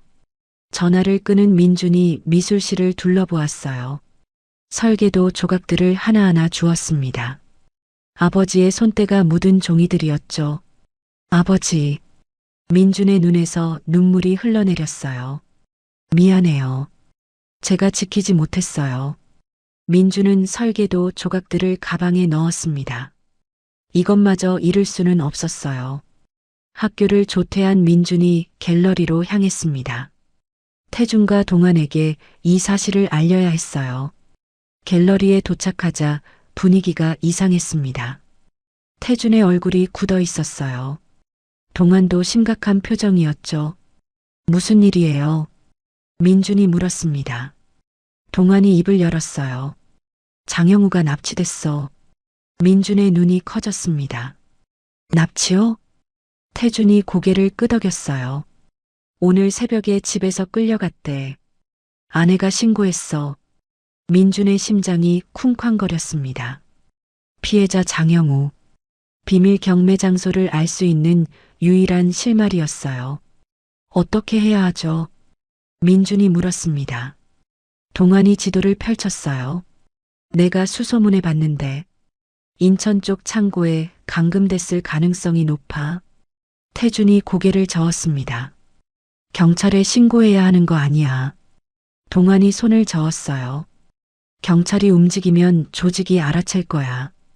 그러면 장영우는 끝이야. 민준이 동안을 바라보았습니다. 제가 갈게요. 태준이 민준의 팔을 잡았어요. 미쳤어? 거긴 위험해. 민준이 고개를 저었습니다. 저만 할 수 있는 일이에요. 저는 어리니까 의심을 덜 받아요. 민준의 눈빛이 단단했어요. 그리고 학교에서도 협박을 받았어요. 민준이 가방에서 설계도 조각들을 꺼냈습니다. 태준의 얼굴이 하얗게 질렸어요. 이게 뭐야? 아버지의 설계도예요. 민준의 목소리가 떨렸죠.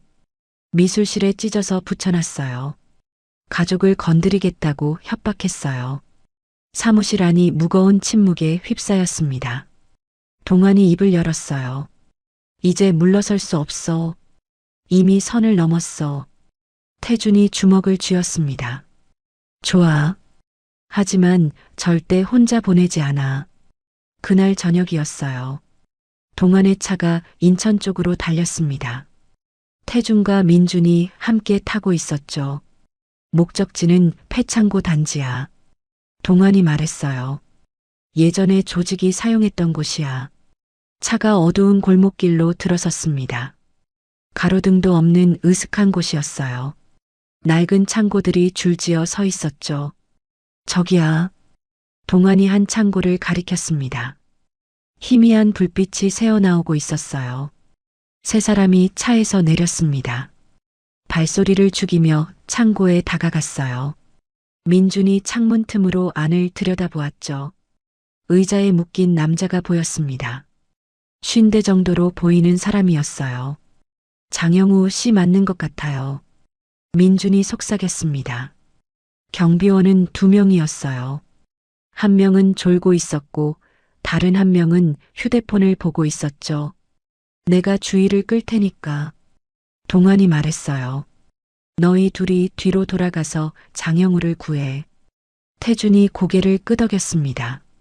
조심해. 동안이 창고 앞으로 걸어갔어요. 일부러 발소리를 크게 내며요. 거기 누구야? 경비원 한 명이 일어섰습니다. 동안이 비틀거리며 다가갔어요. 술 취했어. 취객 연기를 하는 거였죠. 경비원들의 시선이 동안에게 쏠렸습니다. 그 사이에 태준과 민준이 뒤쪽으로 돌아갔어요. 창고 뒷문이 열려 있었습니다. 두 사람이 조심스럽게 안으로 들어갔어요. 장영우가 의자에 묶여 있었습니다. 입에 테이프가 붙어 있었어요. 얼굴이 멍투성이었죠. 민준이 다가가서 테이프를 떼어냈습니다. 장영우 씨 맞죠? 형우가 고개를 끄덕였어요. 누구야, 너희? 설명은 나중에요. 태준이 밧줄을 풀기 시작했습니다. 지금은 나가야 해요. 그때 앞쪽에서 소란이 들렸어요. 야, 이 새끼 취객 아니야. 누가 보낸 거야?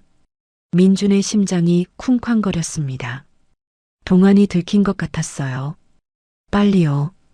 민준이 밧줄을 잡아당겼습니다. 밧줄이 풀렸어요. 태준이 형우를 부축하며 일으켰습니다. 세 사람이 뒷문으로 뛰어나갔어요. 어둠 속을 달렸습니다. 거기서 뒤에서 고함 소리가 들렸어요. 민준의 다리가 후들거렸습니다. 하지만 멈출 수 없었어요. 차가 보였습니다. 동안이 먼저 도착해서 문을 열어두고 있었어요. 얼굴에 피가 흘러내리고 있었죠. 빨리 타. 동안이 소리쳤습니다. 네 사람이 차에 뛰어들었어요. 동안이 급하게 시동을 걸었습니다. 차가 골목을 빠져나갔죠. 추격이 있었습니다. 다른 차가 뒤따라왔어요. 잡아라. 뒤에서 소리가 들렸습니다. 동안이 핸들을 꺾었어요. 차가 좁은 골목길로 들어섰습니다. 아슬아슬하게 추격을 따돌렸어요. 한참을 달린 후에야 안전한 곳에 멈출 수 있었죠. 차 안이 거친 숨소리로 가득 찼습니다. 형우가 떨리는 목소리로 말했어요. 고마워요. 죽는 줄 알았어요. 민준이 형우를 바라보았습니다. 괜찮으세요? 형우가 고개를 끄덕였어요. 덕분에 살았어요. 태준이 물었습니다. 누가 납치한 건지 알아요. 형우의 얼굴이 굳어졌어요. 박정수, 그 자식 부하들이야. 민준의 심장이 뛰었습니다. 왜 납치한 거예요? 형우가 한숨을 내쉬었어요. 내가 경매 장소를 알아냈거든. 그래서 입막음하려고 한 거야. 동안이 물었죠. 경매 장소가 어디예요? 형우가 잠시 망설였습니다. 그리고 입을 열었어요. 이번 주 토요일 밤 9시 강남 지하 클럽이야. 입구는 유명 레스토랑 뒤편에 있어. 민준의 눈이 빛났습니다. 드디어 경매 장소를 알아냈어요. 형우가 민준을 바라보았죠. 근데 너 나이가 어린데 왜 이런 위험한 일에 끼어든 거야? 민준이 잠시 말을 멈추었습니다. 그리고 조용히 대답했어요. 박정수가 제 아버지를 죽였어요. 복수해야 해요. 형우의 눈이 커졌습니다. 내 아버지가. 민준이 고개를 끄덕였어요. 11년 전이에요. 교통사고로 위장해서 죽였어요. 형우의 얼굴에 분노가 떠올랐습니다. 그 자식? 나도 30억을 잃었지만 사람 목숨까지. 형우가 민준의 어깨를 잡았어요. 내가 도울게. 그 자식 반드시 잡자. 민준의 눈에서 눈물이 흘러내렸습니다. 또 한 명의 동지가 생겼어요. 차가 서울로 돌아왔습니다. 밤하늘에 별이 빛나고 있었어요. 민준은 창밖을 바라보았죠. 토요일 밤, 드디어 박정수를 만날 수 있습니다. 그리고 그들을 박정수도 기다리고 있었습니다. 장영우를 구출한 다음 날이었습니다. 민준은 갤러리 사무실에서 동환을 기다리고 있었어요. 동환이 아버지의 죽음에 대한 추가 조사를 해오기로 했죠. 밖에서 비가 내리고 있었습니다. 창문에 빗방울이 흘러내렸어요. 마치 눈물처럼요. 민준은 14살이었습니다. 또래 아이들은 학교에서 친구들과 놀고 있을 시간이었어요. 하지만 민준은 아버지의 죽음을 파헤치고 있었죠. 무섭지 않다면 거짓말이었습니다. 어젯밤 인천 창고에서의 일이 자꾸 떠올랐어요. 추격당하며 달렸던 그 공포가 아직도 생생했죠. 그때 민준의 휴대폰이 울렸습니다. 병원이었어요. 보호자분 되시죠? 간호사의 목소리가 들렸습니다. 외할머니 상태가 좋아지고 계세요. 민준의 눈에서 눈물이 핑 돌았어요. 정말요? 네, 폐렴이 호전되고 있어요. 간호사가 말했습니다. 의식도 돌아오셨어요. 민준의 가슴에서 무거운 돌이 굴러 떨어지는 것 같았어요. 외할머니가 깨어나셨습니다. 전화를 끊은 민준이 어머니에게 연락했죠. 유경의 목소리가 울먹였어요. 민준아, 외할머니가 내 이름을 부르셨어. 민준의 눈에서 눈물이 흘러내렸습니다. 곧 갈게요, 엄마. 그때 사무실 문이 열렸어요. 동환이 들어왔습니다. 손에 두꺼운 서류 봉투를 들고 있었죠. 동환의 표정이 심상치 않았어요. 뭔가 중요한 것을 발견한 것 같았습니다. 앉아. 동환이 말했죠. 중요한 얘기가 있어. 민준이 자리에 앉았어요. 태준도 옆에 함께 앉았습니다. 동환이 서류를 꺼내 펼쳤죠. 내 아버지 강정호 씨의 죽음을 다시 조사했어. 민준의 심장이 빠르게 뛰기 시작했어요. 결론부터 말하면요. 동환의 목소리가 낮아졌습니다. 살인이 확실해. 민준의 손이 떨렸어요. 이미 예상했던 것이었죠. 하지만 직접 들으니 가슴이 찢어지는 것 같았습니다. 증거를 찾았어. 동환이 사진 한 장을 꺼냈어요. 사고 당시 목격자가 있었어. 당시에는 협박받아서 입을 다물었는데 이번에 증언을 받았어. 동환이 녹음기를 꺼냈습니다. 재생 버튼을 눌렀죠. 떨리는 노인의 목소리가 흘러나왔어요. 그날 밤에 봤어요. 검은 차가 일부러 들이받았어요. 사고가 아니라 고의였어요. 민준의 눈에서 눈물이 흘러내렸습니다. 녹음이 계속되었어요. 협박을 받았어요. 가족을 건드리겠다고 했어요. 무서워서 11년 동안 못 말했어요. 동환이 다른 서류를 꺼냈습니다. 그리고 한 가지 더 있어. 박정수에 대해 조사했는데요. 동환의 목소리가 무거워졌죠. 민준아, 마음 단단히 먹어. 민준이 동환을 바라보았습니다. 불안한 예감이 스쳤어요. 박정수는 동환이 잠시 말을 멈추었죠. 내 아버지의 제자였어. 민준의 세상이 멈추는 것 같았습니다. 뭐라고요? 내 아버지가 도자기 복원을 가르쳤대. 동환이 설명했어요. 5년 동안 곁에서 배웠어.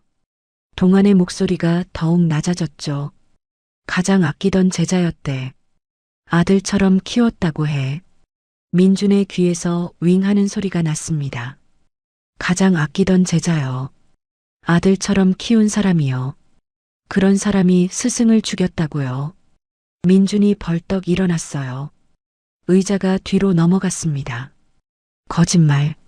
민준의 목소리가 갈라졌죠. 민준이 아버지의 복원 일지를 펼쳤어요. 손이 부들부들 떨렸습니다. 페이지를 넘기다가 무언가가 떨어졌죠. 사진 한 장이었어요. 빛바랜 오래된 사진이었습니다. 민준이 사진을 집어들었어요. 심장이 멈추는 것 같았죠. 사진 속에는 두 남자가 함께 웃고 있었습니다. 한 명은 민준의 아버지였어요. 옆에 있는 젊은 남자의 어깨를 다정하게 감싸고 있었죠. 사진 뒷면에 글씨가 적혀 있었어요. 2008년 봄, 나의 자랑스러운 제자 정수와 함께. 민준의 손에서 사진이 떨어졌습니다. 아버지가 직접 쓴 글씨였어요. 자랑스러운 제자라고요. 그런 사람한테 죽임을 당했다고요. 민준의 가슴에서 무언가가 터져 나왔습니다. 분노였어요. 슬픔이었어요. 배신감이었죠. 민준이 갤러리 유리창으로 달려갔어요. 주먹을 들어 올렸습니다. 쾅! 주먹이 유리창을 쳤어요. 유리에 금이 갔습니다. 민준의 손등에서 피가 흘러내렸죠. 왜? 민준이 오열했어요. 왜 그랬어요? 민준의 무릎이 꺾였습니다. 바닥에 주저앉아 울부짖었어요. 14살 소년의 어깨가 심하게 들썩였죠. 아버지가 얼마나 아꼈는데. 은혜를 원수로 갚아요. 민준의 목소리가 찢어졌어요. 태준이 달려와 민준을 안았습니다. 민준아, 손 다쳤어. 민준은 태준의 품에서 한참을 울었어요. 피가 섞인 눈물이 바닥에 떨어졌죠. 동환이 구급상자를 가져왔어요. 민준의 손을 소독하고 붕대를 감았습니다. 한참 후 민준이 눈물을 닦았어요. 피로 얼룩진 얼굴이었죠. 하지만 눈빛이 달라져 있었습니다. 슬픔이 분노로 바뀌어 있었어요. 분노가 결의로 굳어져 있었죠. 민준이 천천히 일어났습니다. 바닥에 떨어진 사진을 주었어요. 아버지와 박정수가 함께 찍은 사진이었죠. 민준이 사진을 바라보며 말했습니다. 목소리가 싸늘하게 가라앉아 있었어요. 스승의 정신을 모독한 제자는요, 용서받을 수 없습니다. 태준과 동환이 민준을 바라보았어요. 14살 소년의 눈에서 서리빨 같은 빛이 나고 있었죠. 그날 저녁 민준은 병원에서 외할머니를 만나고 집으로 돌아왔습니다. 외할머니가 민준의 손을 꼭 잡아주셨어요. 우리 민준이 많이 컸구나. 그 한마디에 민준은 또 눈물이 났죠. 집으로 돌아오는 골목길이었습니다. 이상한 느낌이 들었어요. 누군가 지켜보는 것 같았죠. 민준이 뒤를 돌아보았습니다. 아무도 없었어요. 하지만 등골이 서늘해졌죠. 집 앞에 도착했어요. 그런데 현관문에 뭔가가 붙어 있었습니다. 갈색 봉투였어요. 민준의 손이 떨리며 봉투를 열었습니다. 안에서 사진이 쏟아져 나왔어요. 민준의 심장이 얼어붙었죠. 사진 속에는 민준이 찍혀 있었습니다. 학교 가는 길이었어요. 갤러리에 들어가는 모습이었어요. 어젯밤 인천 창고 근처에서 찍힌 사진도 있었죠. 전부 민준이었습니다. 며칠 동안 감시당하고 있었던 거예요. 사진 맨 아래에 쪽지가 있었어요. 민준이 떨리는 손으로 쪽지를 펼쳤습니다. 장영우한테 뭘 들었는지 다 알고 있다. 경매장에 올 생각이지. 좋아, 와라. 단 혼자 와야 한다. 누구라도 데려오면 내 어머니가 먼저 간다. 스승님 아들이 얼마나 대단한지 직접 보고 싶구나. 민준의 피가 거꾸로 솟는 것 같았어요. 스승님 아들이라고요. 박정수가 직접 보낸 협박이었습니다. 그들은 모든 걸 알고 있었어요. 어젯밤 장영우를 구출한 것도요. 경매장 위치를 알아낸 것도요. 민준의 다리에서 힘이 빠졌어요.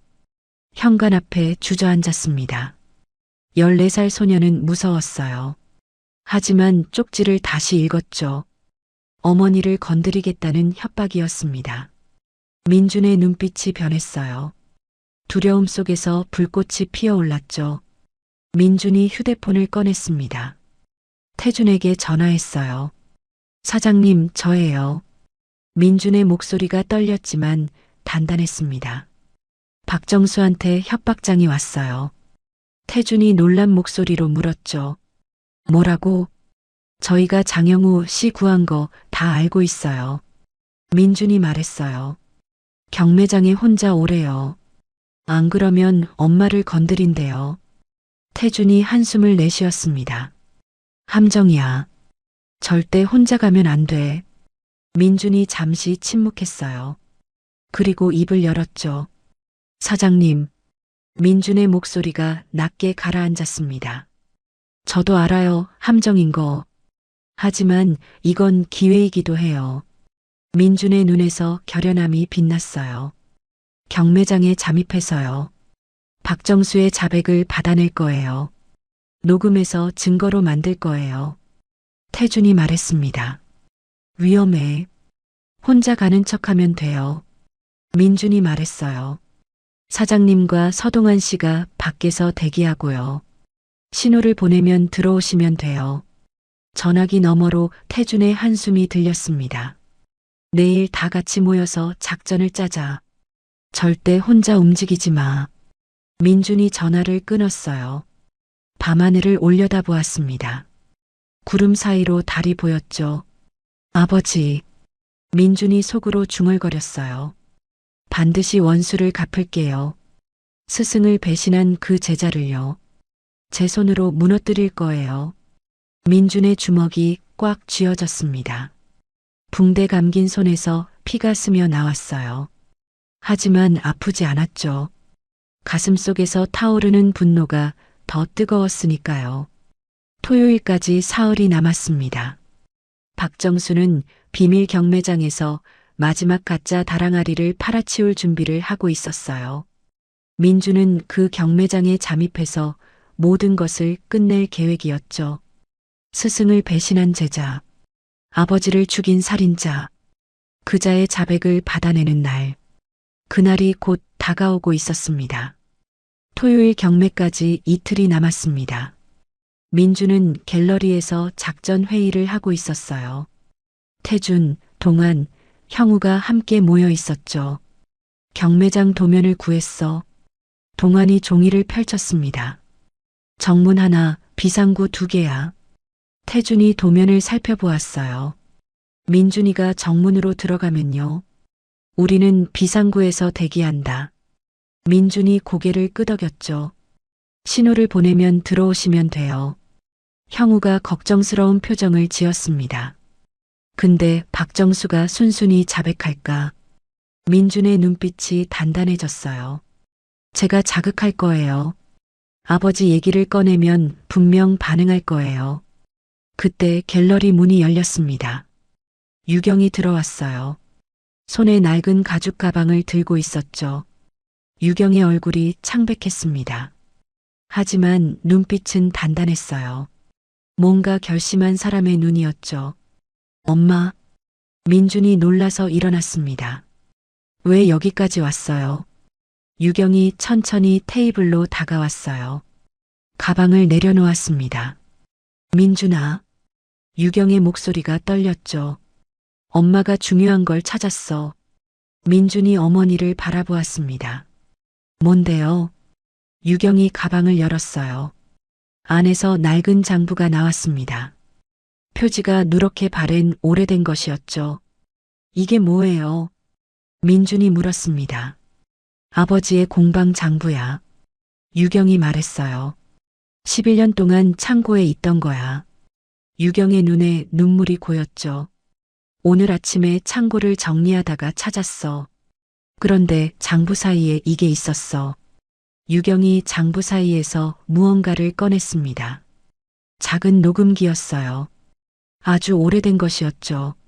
민준의 심장이 빠르게 뛰기 시작했습니다. 이게. 유경이 고개를 끄덕였어요. 아버지가 남긴 거야. 엄마가 들어봤어. 유경의 목소리가 떨렸습니다. 민준아, 이건 박정수가 아버지를 협박한 녹음이야. 사무실 안이 얼어붙었어요. 모두가 숨을 멈추었습니다. 민준이 녹음기를 받아들었죠. 손이 부들부들 떨렸어요. 틀어볼게요. 민준이 재생 버튼을 눌렀습니다. 잠시 지직거리는 소리가 났어요.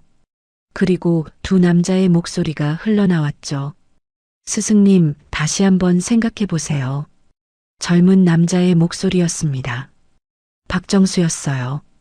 정수야, 안 된다고 했잖아. 아버지의 목소리가 들렸죠. 민준의 눈에서 눈물이 흘러내렸습니다. 진품과 가품을 섞는 건 내 그동안의 세월을 모독하는 거야. 아버지의 목소리가 단호했어요. 난 그런 짓 못해.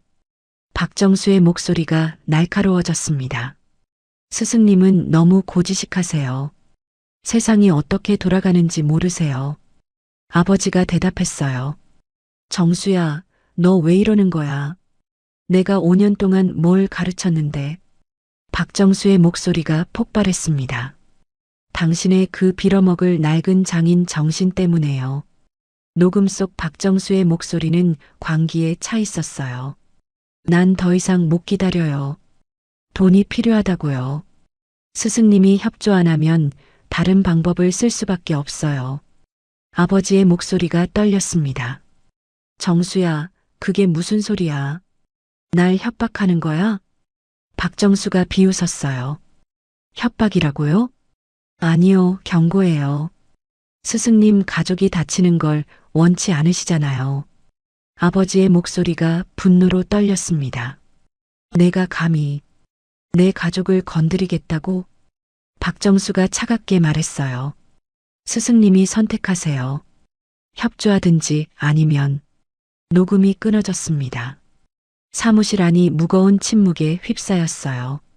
민준의 손에서 녹음기가 떨어질 뻔했습니다. 아버지의 마지막 순간이 담긴 녹음이었어요. 박정수의 협박이 생생하게 들렸죠. 이게 증거야. 동환이 입을 열었습니다. 살인 동기와 협박이 전부 담겨 있어. 태준이 녹음기를 바라보았어요. 이걸 경매장에서 틀면. 민준이 고개를 끄덕였습니다. 박정수가 무너질 거예요. 자기 목소리를 듣고 버틸 수 없을 거예요. 유경이 민준의 손을 잡았어요. 민준아. 어머니의 눈에서 눈물이 흘러내렸습니다. 엄마가 11년 동안 아무것도 못했어. 유경의 목소리가 떨렸죠. 남편이 어떻게 죽었는지도 모르고 살았어. 유경이 민준의 얼굴을 두 손으로 감쌌습니다. 이제야 엄마도 뭔가 할 수 있게 됐어. 이 녹음이 내 무기가 되길 바래. 민준의 눈에서 눈물이 쏟아졌어요. 엄마. 유경이 민준을 꼭 안았습니다. 두 모자가 한참을 울었어요. 유경이 눈물을 닦으며 태준을 바라보았죠. 김태준 사장님. 태준이 고개를 숙였습니다. 네, 말씀하세요. 유경이 태준 앞에 섰어요. 그리고 깊이 고개를 숙였습니다. 제 아들을 부탁드려요. 유경의 목소리가 떨렸죠. 민준이를 꼭 지켜주세요. 태준의 눈시울이 붉어졌어요. 어머니. 유경이 고개를 들었습니다. 눈에 눈물이 가득했지만 눈빛은 단단했어요. 남편을 잃고 11년을 버텼어요. 유경이 말했죠. 아들까지 잃을 순 없어요. 태준이 유경의 손을 잡았습니다. 약속드릴게요. 민준이를 반드시 지키겠습니다. 태준의 목소리가 단단했어요. 이 가족을 꼭 지키겠습니다. 유경의 눈에서 또 눈물이 흘러내렸습니다. 감사합니다. 민준은 어머니를 바라보았어요.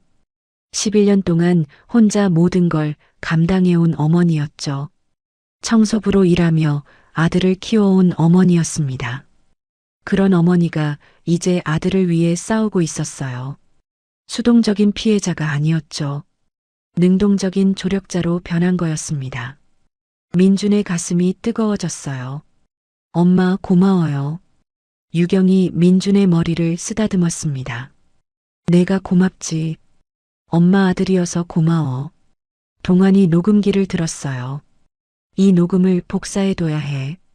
원본은 경찰에 제출하고 복사본을 경매장에서 써야지. 형우가 고개를 끄덕였습니다. 내가 음향 장비를 준비할게. 경매장 전체에 울리게 할 수 있어. 태준이 말했어요. 좋아. 이제 모든 준비가 됐어. 민주는 녹음기를 바라보았습니다. 아버지의 마지막 목소리가 담긴 것이었어요. 그리고 박정수의 본성이 드러난 증거였죠. 아버지. 민준이 속으로 중얼거렸습니다. 이 녹음으로 원수를 갚을게요. 밤이 깊어갔어요. 유경이 먼저 갤러리를 나섰습니다. 민준이 어머니를 배웅했죠. 엄마, 조심해서 가요. 민준이 말했어요. 유경이 민준의 손을 잡았습니다. 민준아, 토요일에 꼭 무사히 돌아와. 민준이 고개를 끄덕였어요. 약속할게요. 유경이 돌아서서 걸어갔습니다. 골목을 빠져나가는 어머니의 뒷모습이 보였어요. 작은 어깨가 달빛 아래 빛났죠. 민주는 그 모습을 한참 바라보았습니다. 어머니를 위해서라도 반드시 성공해야 했어요. 갤러리로 돌아온 민준이 태준을 바라보았죠. 사장님. 태준이 민준을 바라보았습니다. 왜? 민준의 눈빛이 단단했어요. 이번에는 절대 실패하면 안 돼요. 태준이 민준의 어깨를 잡았습니다. 실패 안 해. 우리가 함께 하잖아. 민준이 고개를 끄덕였어요. 네. 창밖으로 달이 떠오르고 있었습니다. 토요일까지 이틀이었어요. 민준의 손에는 녹음기가 들려 있었죠. 아버지의 마지막 순간이 담긴 무기였습니다. 박정수를 무너뜨릴 비밀 무기였어요. 당신의 낡은 장인 정신 때문에 내 시대가 오지 못한다. 박정수의 그 말이 귓가에 맴돌았습니다. 민주는 이를 악물었어요. 그 말을 박정수 본인에게 다시 들려줄 거였죠. 모든 사람 앞에서요. 운명의 토요일이 다가오고 있었습니다. 토요일 밤이 되었습니다. 강남의 어느 골목이었어요. 유명 레스토랑 뒤편에 비밀 입구가 있었죠. 민주는 검은 옷을 입고 서 있었습니다. 주머니 안에는 녹음기가 들어 있었어요. 심장이 미친 듯이 뛰고 있었죠. 시계를 보았습니다. 8시 50분이었어요. 경매 시작까지 10분 남았죠. 작전 다시 확인하자. 동환이 말했습니다. 박정수는 분명 함정을 파놨을 거야. 민준이 고개를 끄덕였어요. 알아요. 저를 부른 건 잡으려는 거겠죠. 태준이 민준의 어깨를 잡았습니다. 그래서 우리가 역으로 함정을 판 거야. 내가 미끼가 되는 거다. 민준이 깊은 숨을 내쉬었어요. 박정수가 저를 따로 데려가서 방심할 때, 그때 자백을 받아내면 돼요. 동환이 무전기를 확인했습니다. 경찰 특공대가 300m 밖에 대기 중이야. 내가 신호 보내면 3분 안에 진입한다. 형우가 작은 기계를 건넸어요. 이건 위치 추적기야. 내 위치를 실시간으로 파악할 수 있어. 민준이 추적기를 양말 안에 숨겼습니다. 동환이 민준을 바라보았어요. 자백을 받아내면 버튼을 눌러. 바로 투입할 테니까. 태준이 말했습니다. 나도 같이 들어갈게. 경매장 안에서 대기하고 있을 테니까. 민준이 깊은 숨을 들이쉬었어요. 들어갈게요. 두 사람이 비밀 입구로 향했습니다. 좁은 계단을 내려갔어요. 지하로 이어지는 어두운 통로였죠.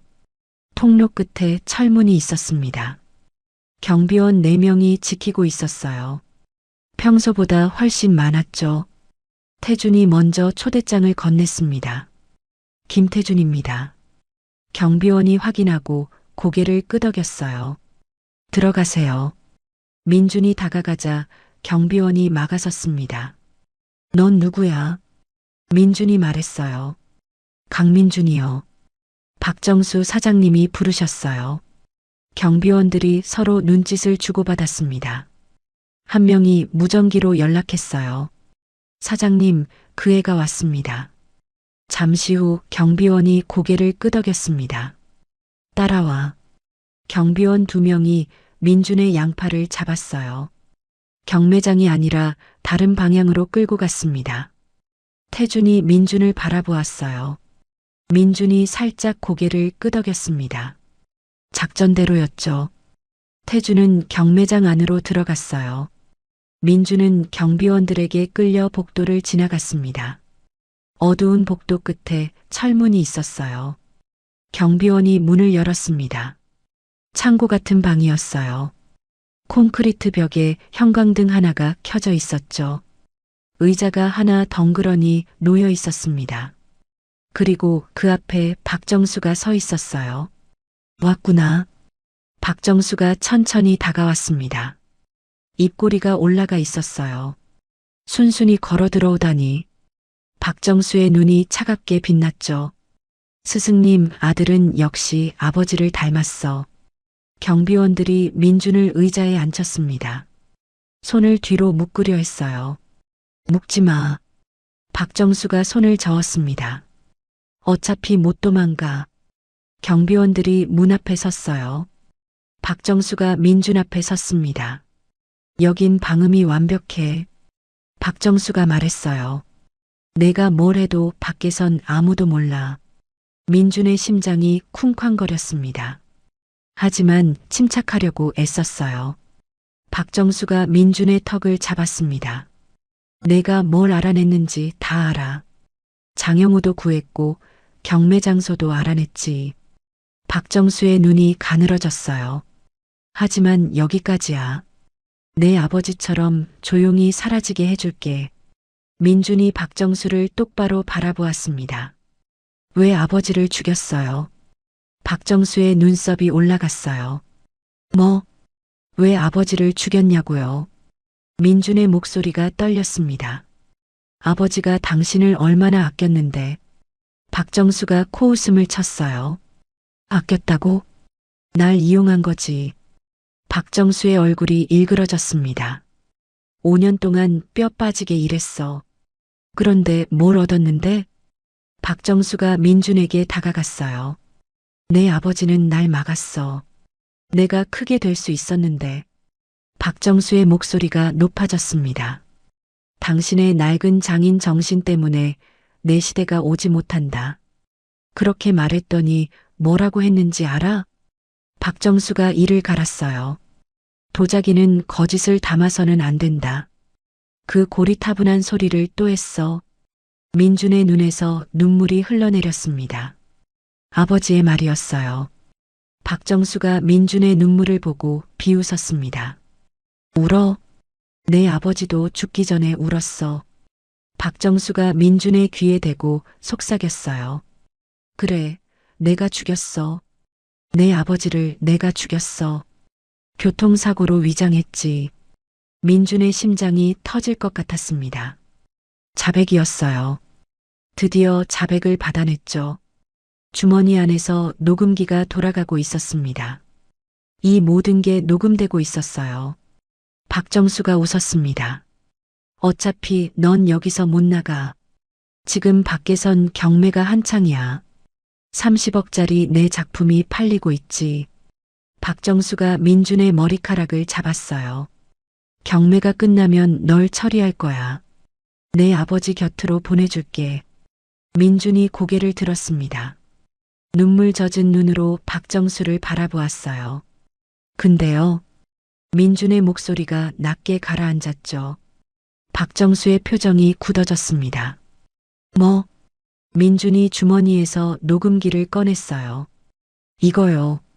방금 다 녹음됐어요. 박정수의 얼굴이 하얗게 질렸습니다. 이 새끼가. 민준이 양말 속 추적기의 버튼을 눌렀어요. 박정수가 민준에게 달려들었습니다.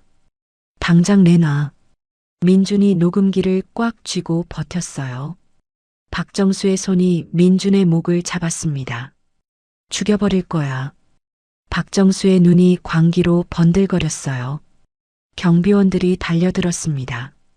민준이 바닥에 쓰러졌어요. 발길질이 옆구리를 때렸죠. 그때 문이 벌컥 열렸습니다. 태준이 뛰어들어왔어요. 민준아. 태준이 경비원을 밀치며 민준에게 달려갔습니다. 박정수가 소리쳤어요. 김태준, 내 놈도 한패였어? 태준이 민준을 감싸 안았습니다. 경비원들의 주먹이 태준의 등을 때렸어요. 피가 태준의 입에서 흘러내렸죠. 하지만 태준은 민준을 놓지 않았습니다. 녹음기 지켜. 조금만 버텨. 3분이 지났어요. 멀리서 사이렌 소리가 들렸습니다. 그리고 위층에서 비명소리가 터져 나왔어요. 쾅! 경매장 쪽에서 폭발음이 들렸습니다. 경찰 특공대가 진입한 거였어요. 모두 움직이지 마라. 확성기 소리가 울려 퍼졌죠. 경비원들이 당황했습니다. 뭐야, 경찰이야? 그 틈을 타서 민준이 일어났어요. 녹음기를 꽉 쥔 채로요. 복도에서 발소리가 들렸습니다. 동환이 경찰들과 함께 뛰어왔어요. 여기야. 동환이 소리쳤죠. 경찰들이 방 안으로 들이닥쳤습니다. 경비원들이 제압당했어요. 박정수가 도망치려 했습니다. 하지만 동환이 막아섰어요. 끝났어, 박정수. 동환이 수갑을 꺼냈습니다. 경찰이 박정수에게 수갑을 채웠어요.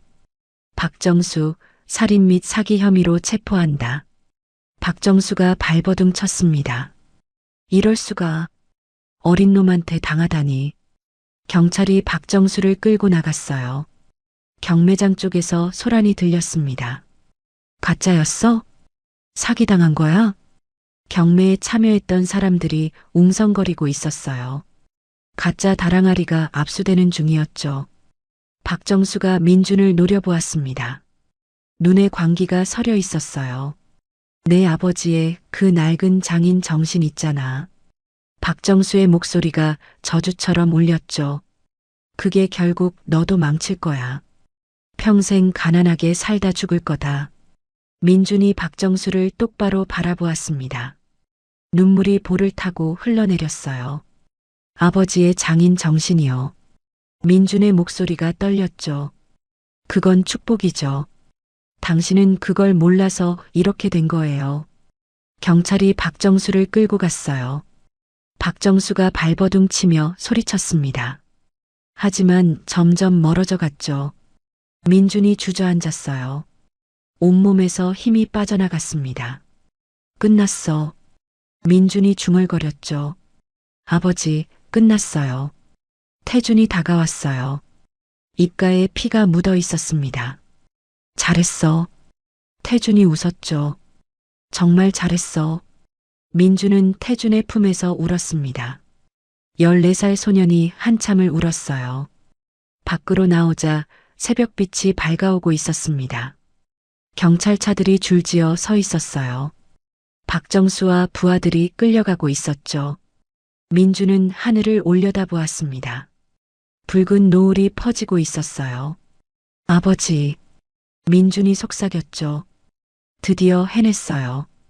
바람이 민준의 뺨을 스쳤습니다. 마치 아버지가 쓰다듬어 주시는 것 같았어요. 3개월이 지났습니다. 가을이 깊어가고 있었어요. 낙엽이 거리에 쌓이는 계절이었죠. 민준은 법원 앞에 서 있었습니다. 오늘은 박정수의 최종 선고 공판이었어요. 어머니 유경과 태준이 함께였죠. 법원 안으로 들어갔습니다. 방청석에 앉아 재판을 지켜보았어요. 박정수가 피고인석에 앉아 있었습니다. 3개월 전의 당당함은 온데간데 없었어요. 초췌한 얼굴이었죠. 재판장이 판결문을 읽기 시작했습니다. 피고인 박정수는 살인, 사기, 문화재 위조 등의 혐의로. 민준의 심장이 빠르게 뛰었어요. 무기징역을 선고합니다.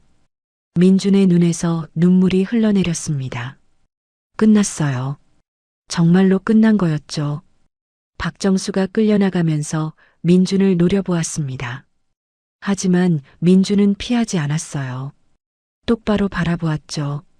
박정수의 모습이 문 뒤로 사라졌습니다. 다시는 세상에 나오지 못할 거예요. 법원을 나오자 기자들이 몰려왔습니다. 카메라 플래시가 터졌어요. 강민준 군, 소감 한마디 해주세요. 아버지의 원수를 갚은 기분이 어떻습니까? 민준이 마이크 앞에 섰습니다. 떨리는 목소리로 말했어요. 저는요. 민준이 잠시 숨을 골랐죠. 아버지의 명예를 되찾고 싶었어요. 민준의 눈에 눈물이 고였습니다. 아버지는 평생 진짜를 지키려고 하셨어요. 그 정신을 모독한 사람이 벌을 받았어요. 민준이 카메라를 바라보았어요. 이제 아버지가 편히 쉬실 수 있을 것 같아요. 유경이 민준의 어깨를 감싸 안았습니다. 두 모자가 함께 법원을 빠져나왔어요. 그날 저녁 뉴스에 보도가 나왔습니다. 11년 전 교통사고로 위장된 살인 사건이 밝혀졌습니다. 피해자 강종호 씨의 명예가 공식적으로 회복되었습니다. 민준은 TV 앞에서 아버지의 사진을 바라보았어요. 뉴스에서 아버지의 이름이 나왔습니다. 고 강종호 씨는 뛰어난 도자기 복원 전문가였으며 그의 장인 정신은 많은 이들에게 귀감이 되었습니다. 민준의 눈에서 눈물이 흘러내렸어요. 아버지, 이제 세상이 알아요. 아버지가 어떤 분이셨는지. 유경이 민준의 손을 잡았습니다. 아버지가 하늘에서 보고 계실 거야.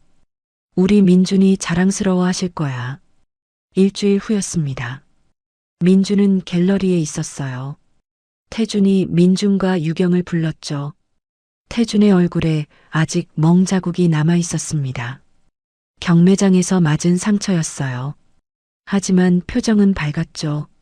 할 얘기가 있어. 태준이 말했습니다. 민준과 유경이 소파에 앉았어요.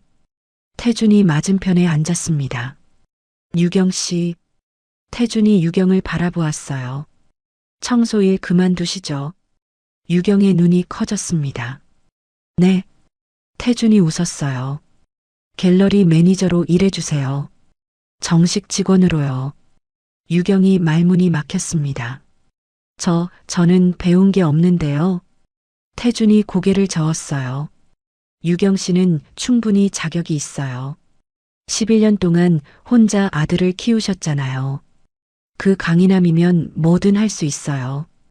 유경의 눈에서 눈물이 흘러내렸습니다. 감사합니다. 정말 감사합니다. 태준이 이번에는 민준을 바라보았어요. 민준아. 민준이 태준을 바라보았습니다. 네. 태준이 서류 봉투를 꺼냈어요. 이건 이천에 있는 전통 도예학교 입학 서류야. 한국 최고의 도자기 명문이야. 민준의 눈이 커졌습니다. 저한테요? 태준이 고개를 끄덕였어요. 내 아버지의 재능을 이어받았잖아. 제대로 배워서 키워야지. 태준이 민준의 어깨를 잡았습니다. 학비는 내가 다 낼게. 기숙사비도 생활비도. 민준이 말문이 막혔어요. 사장님, 이건 너무. 태준이 민준의 말을 끊었습니다.